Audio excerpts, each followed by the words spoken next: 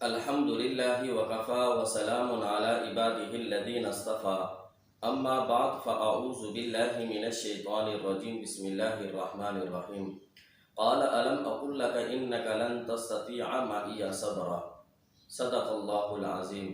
16ویں پارے کا آغاز ہو رہا ہے۔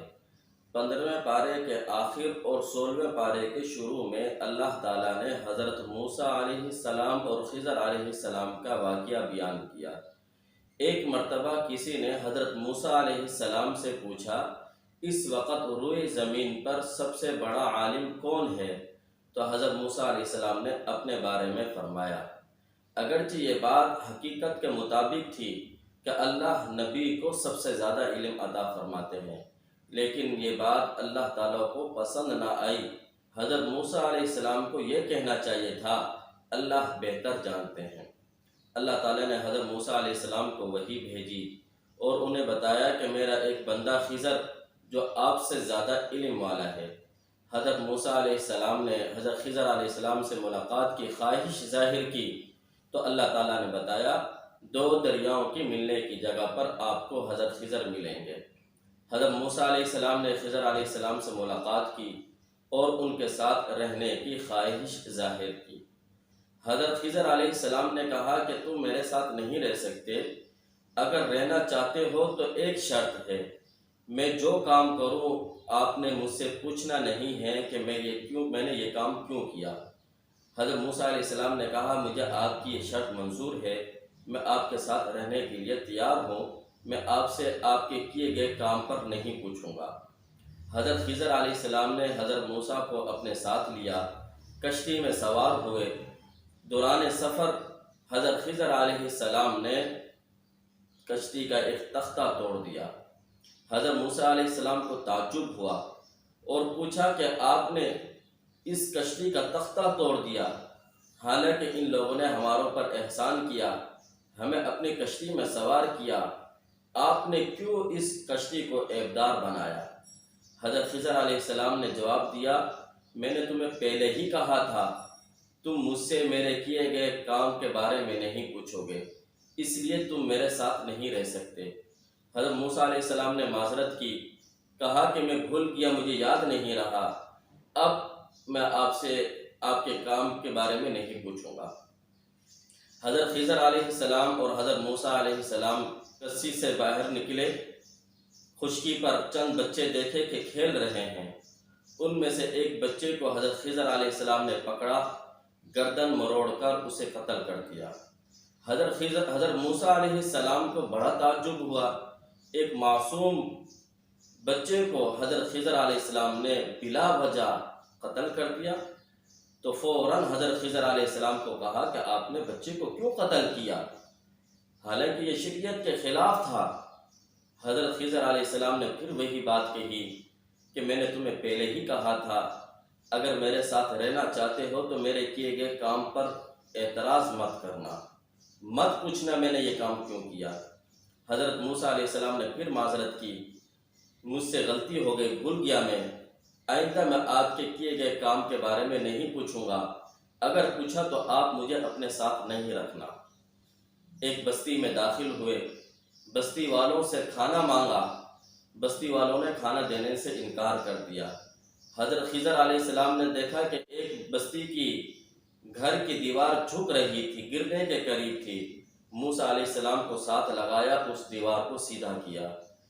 حضرت موسیٰ علیہ السلام نے حضرت خضر علیہ السلام کو کہا، ان بستی والوں نے ہمیں کھانا نہیں کھلایا، آپ نے بغیر مزدوری کے، بغیر اجرت کے آپ نے اس دیوار کو ٹھیک کیا، آپ اجرت طلب کر سکتے تھے، یہ کام آپ نے کیوں کیا؟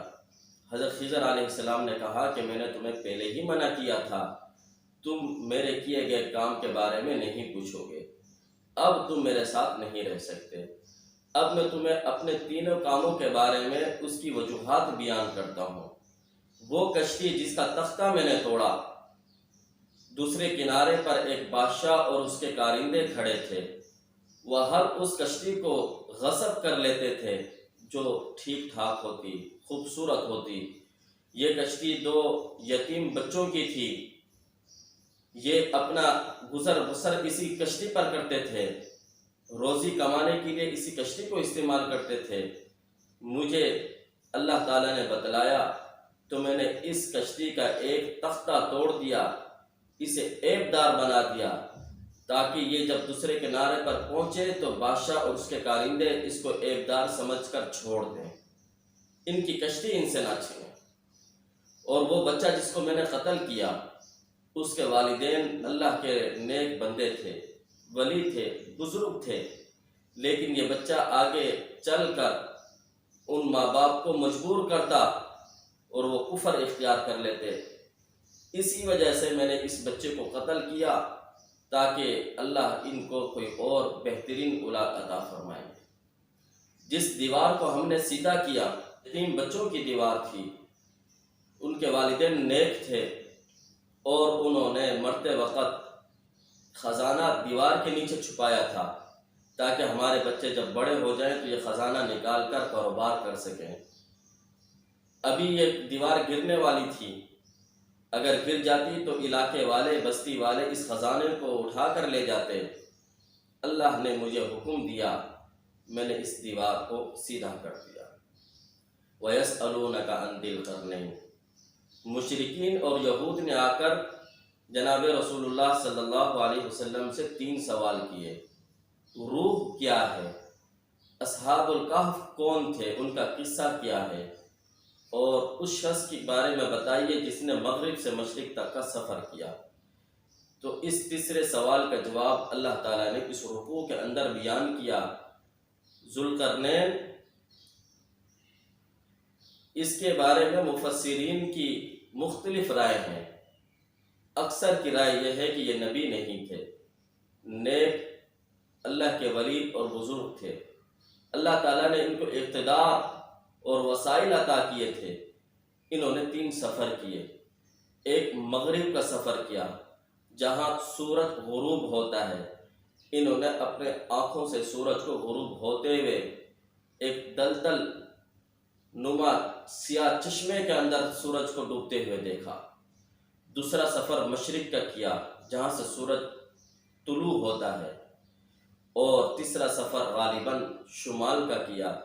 وہاں پر ایک قوم سے ملاقات ہوئی جنہوں نے یہ کہا کہ ہمارے قریب ایک یاجوج ماجوج کی قوم جو ہمارے علاقوں میں گھس کر خون خرابہ کرتی ہے، فساد پھیلاتی ہے، ہماری کھیتیوں کو برباد کر دیتی ہے۔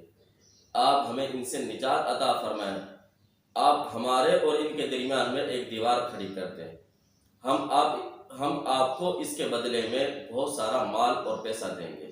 ذوالقرنین نے کہا، مجھے تمہارے مال کی ضرورت نہیں ہے، تم اپنے جسمانی طور پر میرا ساتھ دو، مجھے تمہاری افرادی قوت کی ضرورت ہے، تم میرا ساتھ دو تو میں یہاں پر دیوار بناتا ہوں۔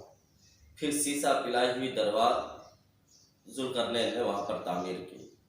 آج بھی یاجوج اس دیوار کی دوسری طرف ہے۔ قرب قیامت جب اللہ کا حکم آئے گا، قیامت کی نشانیوں میں سے ایک نشانی یہ بھی ہے، یہ دیوار ٹوٹ جائے گی اور یاجوج ماجوج زمین میں فساد پھیلاتے پھریں گے۔ قُلْ لَوْ كَانَ الْبَحْرُ مِدَادًا لِكَلِمَاتِ رَبِّي لَنَفِدَ الْبَحْرُ قَبْلَ أَن تَنفَدَ كَلِمَاتُ رَبِّي وَلَوْ جِئْنَا بِمِثْلِهِ مَدَدًا۔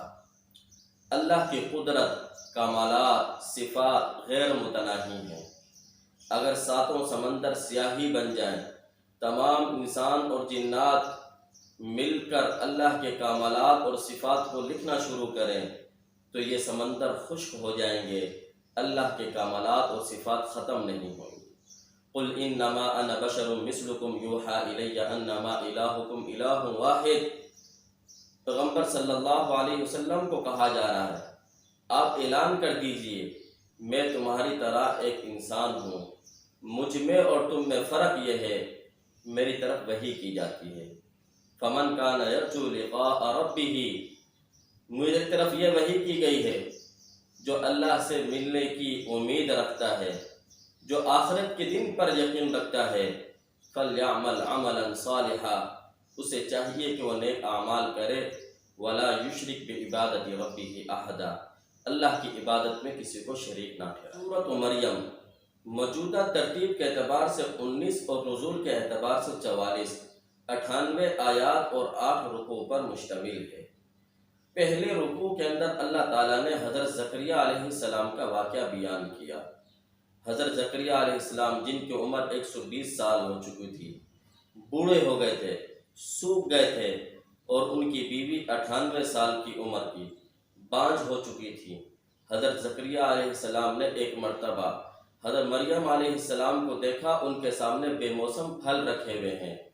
پوچھا، یا مریم انا لک ھذا، اے مریم یہ پھل کہاں سے آئے؟ حضرت مریم علیہ السلام نے جواب دیا، قالت هو من عند اللہ، یہ اللہ کی طرف سے آئے ہیں۔ تو حضرت زکریا علیہ السلام کے دل میں خواہش پیدا ہوئی اور فوراً اللہ سے دعا کرنے لگے، اے اللہ میں بوڑھا ہو چکا ہوں، میری بیوی بانجھ ہو چکی ہے، اے اللہ مجھے کوئی وارث عطا فرما جو میرا وارث بنے، آل یعقوب کا وارث بنے، جو اس نبوت کو آگے لے کر چلے، لوگوں کی رہنمائی کرنے والا ہو۔ اللہ تعالیٰ نے حضرت زکریا علیہ السلام کی اس دعا کو قبول کیا اور حضرت زکریا علیہ السلام کو کہا، ہم آپ کو ایک بیٹے کی خوشخبری دیتے ہیں۔ حضرت زکریا علیہ السلام نے پوچھا، یا اللہ کیسے ہوگا؟ اللہ تعالیٰ نے کہا کہ ہم فیصلہ کر چکے ہیں، تم بوڑھے ہو، تمہاری بیوی بانجھ ہے، لیکن اللہ پھر بھی اولاد دینے پر قادر ہے۔ اللہ تعالیٰ نے حضرت زکریا علیہ السلام کو حضرت یحییٰ علیہ السلام بیٹا عطا کیا، اور ان کا نام بھی خود تجویز کیا کہ اس کا نام یحییٰ ہوگا۔ آج سے پہلے اس نام کا کوئی شخص نہیں گزرا۔ اور پھر حضرت یحییٰ علیہ السلام کی کچھ صفات بیان کی، وَحَنَانًا مِن لَدُنَّا وَزَكَاةً وَكَانَ تَقِيًّا۔ حضرت یحییٰ علیہ السلام کی صفات بیان کی، دانا ہے، پاکیزہ ہے، نرم دل، متقی، اپنے والدین کے فرما بردار۔ وَاذْكُرْ فِي الْكِتَابِ مریم، اس رکوع کے اندر اللہ تعالیٰ نے حضرت مریم علیہ السلام اور حضرت عیسیٰ علیہ السلام کا واقعہ بیان کیا۔ عیسائیوں کا عقیدہ کہ حضرت عیسیٰ علیہ السلام اللہ کے بیٹے، اس کو رد کیا۔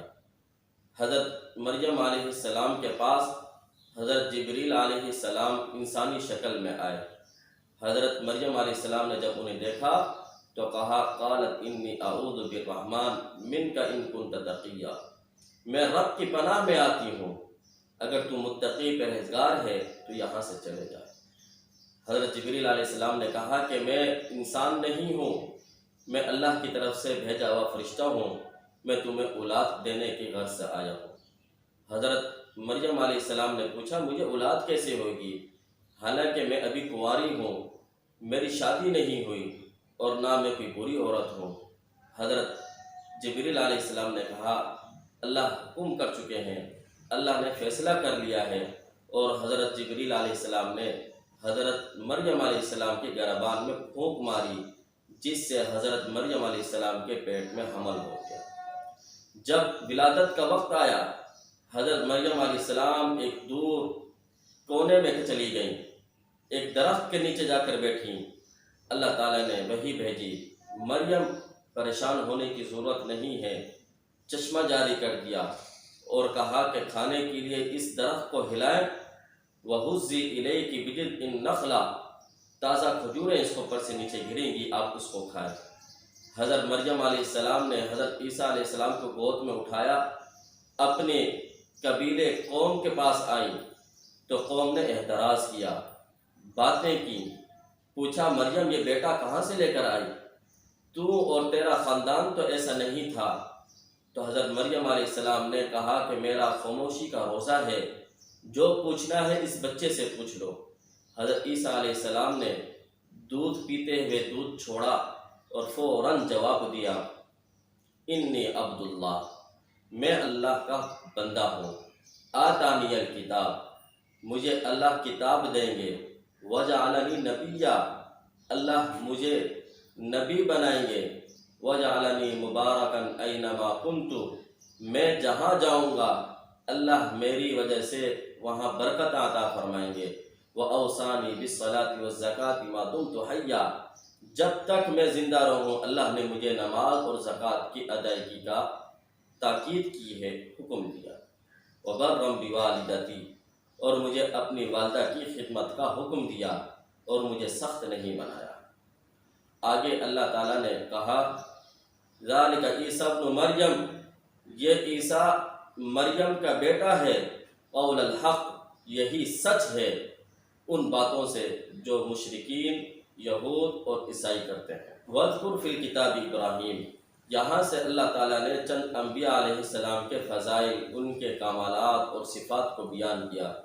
ان میں سے سب سے پہلے امام الموحدین حضرت ابراہیم علیہ السلام کے واقعہ بیان کیا کہ کتنے عمدہ انداز کے ساتھ اور دلائل کے ساتھ اللہ کی توحید کو بیان کیا اور اپنے والد آزر کو بت پرستی سے روکا اور کہا یا ابتی لا تعبد الشیطان، اے میرے ابا آپ شیطان کی پوجا مت کریں، شیطان کے راستے پر مت چلیں، آپ ایسی چیزوں کی پوجا کیوں کرتے ہیں ما لا يسمع ولا يبصر ولا يغني عنك شيئا، جو سنتے نہیں ہیں، دیکھتے نہیں ہیں اور آپ کو کچھ فائدہ نہیں پہنچا سکتے۔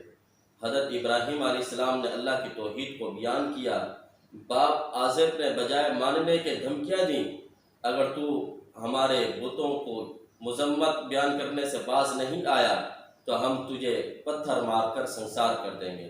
حضرت ابراہیم علیہ السلام نے ان سے اعراض کیا اور اس علاقے کو چھوڑ کر اللہ کی رضا کی خاطر ہجرت کی۔ اللہ فرماتے ہیں ہم نے ان کو اسحاق اور یعقوب کی خوشخبریاں عطا کی۔ اللہ تعالیٰ نے آگے حضرت موسیٰ علیہ السلام، حضرت ادریس علیہ السلام، اسماعیل علیہ السلام کے فضائل اور کمالات کو بیان کیا۔ فَخَلَفَ مِن بَعْدِهِمْ خَلْفٌ أَضَاعُوا الصَّلَاةَ وَاتَّبَعُوا الشَّهَوَاتِ، یہاں سے اللہ تعالیٰ یہ بیان کرتے ہیں کہ انبیاء علیہ السلام تو بڑے لوگ تھے، ان کی اولاد بھی نیک تھیں، لیکن ان کے بعد آنے والے جو ان کے جانشین تھے انہوں نے نمازوں کو چھوڑا، خواہشات اور شہوت کے پیچھے پڑ گئے، وہ سیدھے راستے سے ہٹ گئے۔ وَإِن مِّنكُمْ إِلَّا وَارِدُهَا، یہاں سے اللہ تعالیٰ یہ بیان کر رہے ہیں کہ جہنم کے اوپر سے ہر ایک نے گزرنا ہے، نیک ہو، بد ہو، عبادت گزار ہو، متقی ہو، پرہیزگار ہو، ہر ایک نے جہنم کے اوپر سے گزرنا ہے۔ جنت اور محشر کے درمیان میں اللہ نے جہنم کو بنایا ہے اور اس کے اوپر ایک پل بنائی ہے، اس پل کے اوپر سے ہر ایک نے گزرنا ہے۔ جو نیک لوگ ہوں گے وہ بجلی کی تیزی کی طرح اس پل سے گزر جائیں گے اور جہنم کی آگ ان کو ٹھنڈی محسوس ہوئے گی، ان کو گرمی محسوس نہیں ہوگی۔ اور جو برے لوگ ہوں گے، گناہ گار لوگ ہوں گے، وہ اس پل سے نیچے گر کر اپنے گناہوں کی سزا کو بھگتیں گے اور کافر اس میں ہمیشہ ہمیشہ کے لیے گر جائیں گے، پھر نہیں نکلیں گے۔ ان الذین آمنوا وعملوا الصالحات سیجعل لهم الرحمن ودا، اللہ فرماتے ہیں جو اللہ پر ایمان لائے گا، نیک اعمال کرے گا، اللہ بھی ان سے محبت کرے گا، فرشتے بھی ان سے محبت کریں گے، پھر ان کی محبت اللہ تعالیٰ لوگوں کے دلوں میں ڈال دیں گے۔ سورۃ طٰہٰ موجودہ ترتیب کے اعتبار سے 20ویں سورت، نزول کے اعتبار سے 45، 135 آیات اور 8 رکوع پر مشتمل ہے۔ طٰہٰ ما انزلنا علیک القرآن لتشقیٰ، ابتداءً جب قرآن پاک نازل ہو رہا تھا، حضور پاک صلی اللہ علیہ وسلم اور صحابہ کرام رضوان اللہ علیہم اجمعین رات بھر تہجد کے اندر قرآن پاک کی تلاوت کرتے تھے، جس کی وجہ سے آپ صلی اللہ علیہ وسلم کے پاؤں میں ورم آ جاتا۔ تو اللہ تعالیٰ نے فرمایا ما انزلنا علیک القرآن لتشقیٰ، ہم نے قرآن کریم اس لیے نازل نہیں کیا کہ آپ اس سے مشقت میں پڑ جائیں، اتنی زیادہ مت تلاوت کیا کریں، اتنا زیادہ تہجد میں مت قیام کیا کریں جس سے آپ کے وہ پاؤں میں ورم آ جائے۔ الا تذکرۃ لمن یخشی، یہ نصیحت ہے ان لوگوں کے لیے جن کے دل میں اللہ کا خوف اور ڈر ہو۔ وَهَلْ أَتَاكَ حَدِيثُ مُوسَىٰ، یہاں سے اللہ تعالیٰ نے تقریباً پارے کے آخر تک حضرت موسیٰ علیہ السلام کا واقعہ بیان کیا ہے۔ حضرت موسیٰ علیہ السلام جب مدین سے مصر کی طرف واپس آ رہے تھے، اپنی اہلیہ کو ساتھ لیے ہوئے جنگل میں پہنچے، مصر کا راستہ بھول گئے۔ رات کا وقت تھا اور اہلیہ بچہ جننے کے قریب تھیں۔ تو اسی دوران حضرت موسیٰ علیہ السلام نے کہا کہ مجھے دور ایک روشنی نظر آ رہی ہے، دیکھتا ہوں وہاں پر جا کر معلوم کرتا ہوں کسی سے مصر کی طرف جانے والا راستہ کون سا ہے، اور وہاں سے کچھ آگ لے کر آتا ہوں، سردی کا موسم ہے تاکہ تمہارے لیے آسانی رہے۔ حضرت موسیٰ علیہ السلام جب اس آگ کے قریب پہنچے تو وہ آگ بڑی خوبصورت نظر آ رہی تھی، ایک عجیب منظر نظر آ رہا تھا کہ اس درخت کے پتے اور ٹہنیاں نہیں جل رہی۔ حضرت موسیٰ علیہ السلام ابھی اسی چیز کو دیکھ رہے تھے، اچانک آواز آئی، انی انا ربک فاخلع نعلیک، اے موسیٰ میں تیرا رب ہوں، تو وادی مقدس میں پہنچ چکا ہے، اپنے جوتوں کو اتار لے۔ انی انا اللہ، میں ہی اللہ ہوں۔ اللہ تعالیٰ نے حضرت موسیٰ علیہ السلام کو نبوت سے سرفراز کیا۔ حضرت موسیٰ علیہ السلام کو معجزہ دیا گیا، عصا کا معجزہ دیا گیا، ید بیضا کا، اور ان کو کہا گیا جاؤ مصر میں فرعون کو تبلیغ کرو، فرعون سرکش بن چکا ہے، وہ زمین پر رہنے والوں پر فساد کر رہا ہے، فسادی بن چکا ہے۔ حضرت موسیٰ علیہ السلام نے اس وقت دعا کی، رب اشرح لی صدری ویسر لی امری واحلل عقدۃ من لسانی یفقہوا قولی واجعل لی وزیرا من اہلی۔ اے اللہ میرے سینے کو کھول دے اس کام کے لیے، میرے کام آسان فرما، اے اللہ میری زبان کی لکنت کو ختم کر دے، اے اللہ میرا معاون اور میرا مددگار میرے بھائی کو بنا دے۔ اللہ تعالیٰ نے حضرت موسیٰ علیہ السلام کی اس دعا کو قبول کیا۔ پھر اللہ تعالیٰ نے حضرت موسیٰ علیہ السلام کی پیدائش کا واقعہ بیان کیا۔ اے موسیٰ آپ کو گھبرانے کی ضرورت نہیں، فرعون نے اعلان کیا تھا جتنے بچے پیدا ہوں سب کو قتل کر دیا جائے۔ حضرت موسیٰ علیہ السلام کی پیدائش ہوئی، اللہ تعالیٰ نے حضرت موسیٰ علیہ السلام کی والدہ کے دل میں یہ بات ڈالی کہ تم بچے کو صندوق میں ڈالو اور دریائے نیل میں ڈال دو، اسے دریائے نیل فرعون کے محلات کے قریب لے جائے گا۔ وَأَلْقَيْتُ عَلَيْكَ مَحَبَّةً مِّنِّي، فرعون اور اس کے پولیس کے دلوں میں اللہ فرماتا ہے ہم محبت ڈال دیں گے۔ چنانچہ صندوق میں ڈالا گیا، فرعون نے اٹھایا، اس کی بیوی نے اٹھایا اور حضرت موسیٰ علیہ السلام سے محبت کرنے لگے، انہیں اپنا منہ بولا بیٹا بنا لیا۔ حضرت موسیٰ علیہ السلام کی پرورش فرعون کے گھر کے اندر ہوئی۔ یہ واقعہ ذکر کرنے کے بعد اللہ تعالیٰ نے پھر حضرت موسیٰ علیہ السلام اور حضرت ہارون علیہ السلام کو کہا دونوں جاؤ فرعون کے ساتھ بات کرو، لیکن بات نرمی کے ساتھ کرو۔ دعوت کے اصول بیان کیے جا رہے ہیں۔ حضرت موسیٰ علیہ السلام نے فرعون کے سامنے توحید بیان کی، اللہ کی حمد اور ثنا بیان کی، تو فرعون نے کہا اگر واقعاتاً آپ اللہ کے نبی ہیں تو کوئی معجزہ دکھاؤ۔ حضرت موسیٰ علیہ السلام نے عصا پھینکا، اژدہا بن گیا۔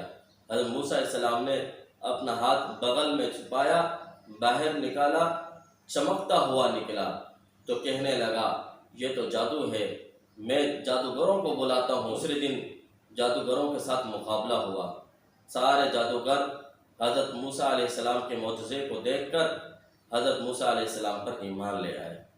اور پھر اللہ تعالیٰ نے وَلَقَدْ أَوْحَيْنَا إِلَى مُوسَىٰ أَنْ أَسْرِ بِعِبَادِي، جب فرعون کے مظالم مزید بڑھ گئے تو موسیٰ علیہ السلام کو حکم دیا آپ بنی اسرائیل کو لے کر یہاں سے نکل جائیں۔ حضرت موسیٰ علیہ السلام دریا سے باہر چلے گئے اور فرعون اور آل فرعون اللہ نے ان سب کو دریا کے اندر غرق کر دیا۔ وہاں پر جا کر حضرت موسیٰ علیہ السلام کی قوم نے حضرت موسیٰ علیہ السلام کو کہا کہ ہمارے لیے ایک دستور حیات ہونی چاہیے جس کے مطابق ہم زندگی گزاریں۔ تو حضرت موسیٰ علیہ السلام کو حکم ہوا آپ طور پر تشریف لائیں، ہم آپ کو تورات کتاب عطا کریں گے۔ حضرت موسیٰ علیہ السلام تورات لینے کے لیے طور پر گئے، واپس آئے، پتہ چلا قوم بچڑے کی عبادت میں مصروف ہو چکی ہے۔ کذالک نقص علیک من انباء ما قد سبق، اللہ فرماتے ہیں کہ یہ جتنے واقعات ہم آپ کے سامنے بیان کرتے ہیں یہ سب غیب کی خبریں ہیں، آپ امی ہونے کے باوجود ساری باتیں صحیح بتلاتے ہیں، یہ دلیل ہے اس بات کی آپ اللہ کے نبی ہیں۔ وَلَقَدْ عَهِدْنَا إِلَىٰ آدَمَ مِن قَبْلُ فَنَسِيَ وَلَمْ نَجِدْ لَهُ عَزْمًا، یہاں سے اللہ تعالیٰ حضرت آدم علیہ السلام کا واقعہ بیان کر رہے ہیں۔ کیا حضرت آدم علیہ السلام کو مسجد و ملائکہ بنایا گیا، فرشتوں کو ان کے سامنے سجدہ کرنے کا حکم دیا گیا، اور شیطان نے انکار کیا، وہ ملعون ہوا، اور پھر اللہ تعالیٰ نے حضرت آدم علیہ السلام اور حضرت حوا علیہ السلام کو جنت میں جگہ عطا کی، اور انہیں ایک درخت کے قریب جانے سے منع کیا گیا کہ اس کا پھل نہیں کھانا۔ حضرت آدم علیہ السلام بھول گئے، بھولے سے اس درخت سے کھا لیا، جس کی وجہ سے اللہ تعالیٰ نے انہیں جنت سے زمین کی طرف بھیج دیا۔ حضرت آدم علیہ السلام نے اللہ کی طرف رجوع کیا، اللہ نے ان کی دعاؤں کو قبول کیا۔ وَمَنْ أَعْرَضَ عَنْ ذِكْرِي فَإِنَّ لَهُ مَعِيشَةً ضَنْكًا۔ آخر میں اللہ تعالیٰ یہ بیان کرتے ہیں، جو ہمارے ذکر سے اعراض کرے گا، جو قرآن کو چھوڑے گا، قرآن کو چھوڑ کر زندگی گزارنے کی کوشش کرے گا، ہم اس کی معیشت کو اس کو پر تنگ کر دیں گے، اور قیامت کے دن اس کو اندھا کر کر اٹھائیں گے۔ آگے اللہ تعالیٰ وَأْمُرْ أَهْلَكَ بِالصَّلَاةِ وَاصْطَبِرْ عَلَيْهَا، نمازوں کو پابندی کے ساتھ پڑھنے کا حکم بیان فرما رہے ہیں، اور ساتھ میں یہ بھی ارشاد فرما رہے ہیں آپ خود بھی پڑھیے، اپنے گھر والوں کو بھی حکم دیجیے۔ وَلَا تَمُدَّنَّ عَيْنَيْكَ إِلَىٰ مَا مَتَّعْنَا بِهِ أَزْوَاجًا مِّنْهُمْ زَهْرَةَ الْحَيَاةِ الدُّنْيَا لِنَفْتِنَهُمْ فِيهِ۔ جناب رسول اللہ صلی اللہ علیہ وسلم کے واسطے سے امت کو حکم دیا جا رہا ہے کہ اللہ نے کافروں کو مال اور دولت دیے، تم نے ان کے مال اور دولت کو دیکھ کر متاثر نہیں ہونا، بلکہ اللہ تعالیٰ نے ان کے جو مال دیا لِنَفْتِنَهُمْ فِيهِ، یہ ان کے لیے دنیا کی زندگی ہے، اللہ نے ان کو آزمائش میں ڈالنے کے لیے یہ کام ان کو مال دیا ہے۔ البتہ آخرت کے اندر مومنوں کا جو مقام ہے، جو اللہ مومنوں کے لیے، مسلمانوں کے لیے جمع کیا رکھا ہے، وہ بہتر ہے۔ اللہ تعالیٰ سے دعا ہے اللہ تعالیٰ ہمیں قرآن پاک کے مطابق زندگی گزارنے کی اور اس پر عمل کرنے کی توفیق عطا فرمائے۔ وآخر دعوانا